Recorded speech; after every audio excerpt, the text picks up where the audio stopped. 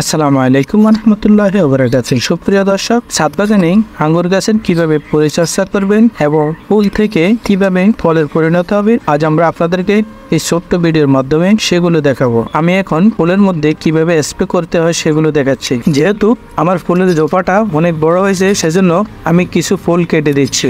আপনারাও আপনাদের ছাদ বাগানে এই কাজটি করবেন। যদি বেশি ফুল হয় তাহলে কেটে দিবেন, আর না হয় কাটার দরকার নেই। ভিডিওটি ভালো লাগলে একটি লাইক দিবেন। দর্শক বন্ধুরা, আমরা বেশ কিছুদিন পর আবারও চলে এলাম ছাদ বাগানে। এখন আমরা আবার যে আঙ্গুর ফলগুলো হয়েছে সেগুলিতে আবার ভিটামিন প্রয়োগ করব।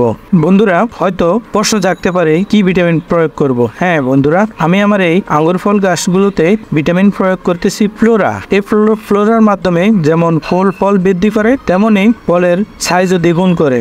আমি কিন্তু ভিটামিনটা একটি কাঠির সাহায্যে ভালোভাবে নেড়ে নিলাম। ভিটামিনটি গাছে দেওয়ার জন্য প্রস্তুত হয়ে গেছে।